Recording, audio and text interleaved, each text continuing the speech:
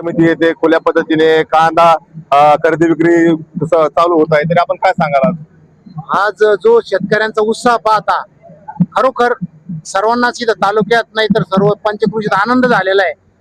मी स्वतः आमदार माजी मंत्री शंकररावजी गडाख साहेब यांचा आभार मानतो, कारण त्यांनी त्यांच्या नियोजनातून सर्व व्यापाऱ्यांच्या बैठका घेऊन मार्केट कमिटी सर्व संचालक चेअरमन यांच्या सर्वांशी चर्चा करून हा जो समन्वयाने निर्णय घेतला आणि इथं जो खुला कांदा विक्री चालू होते याच्यातून निश्चितच शेतकऱ्यांचा 2 रुपये फायदा होणार आहे। कारण आज शेतकरी पूर्ण अडचणीत आहे। शेतकऱ्याला कसं जगायचं आणि कसं त्याचा प्रपंच करायचं ही पंचायत आहे।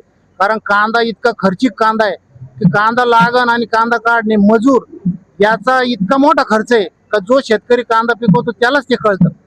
आणि या दुःखातून जर त्याला थोडीफार दिशा द्यायची असली, त्याची जर दशा समजून त्याला जर थोडी उन्नती करायची असली त्याची, तर हे खुला कांदा विक्री मार्केट इतकं महत्वाचं त्याच्यात रोल बजावणार आहे। तालुक्यातल्या गोरगरीब शेतकऱ्यांचा निश्चित याच्यातून फायदा होणार आहे। कारण असं का हा ओपन लिलाव आहे आणि शेतकऱ्याचं गोणी आज 55 रुपयाला गोणी झालेली, लाल गोणी जी 10 रुपयाला होती ती 25 रुपयाला झालेली, ही गोणी 30 रुपयाची 55 रुपयाला झालेली। गोणीचा महत्वाचा खर्च वाचलेला आहे। शेतकऱ्याचा 150 ते 200 रुपये जो खर्च आहे मजुराचा आणि इतर कांदा भरणे वाहून आणणे हा आता तुम्ही बघितला असेल मार्केटमध्ये सगळे शेतकरी आहेत, व्यापारी याच्यात व्यापाऱ्यांनी कोणी कांदा आणलेला नाही। आणि हे जे कांदा आणला हा कोणाचा याच्यात कोणी व्यापारी मालक नाही, मार्केट कमिटीच्या अंडर हव्या चालणार आहे आणि कोणी पण कांदा घेऊ शकतो व्यापारी। असं नाही का याच्या समोर लावलं म्हणून यांनीच घ्यायचं आणि त्याच्या समोर लावला। आताच गांडळ साहेब सुद्धा हे मोठे शेतकरी इथं बसलेले, ते सुद्धा मला म्हटले का शेतकऱ्यांचं खूप मोठं याच्यातून फायदा होणार आहे।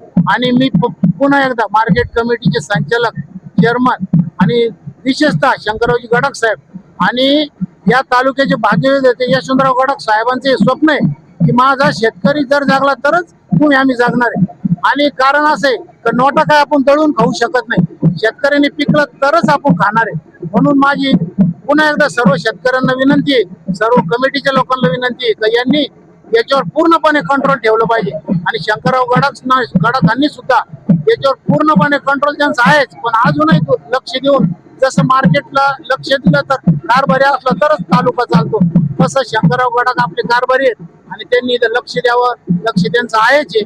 मी त्यांना धन्यवाद देतो। धन्यवाद।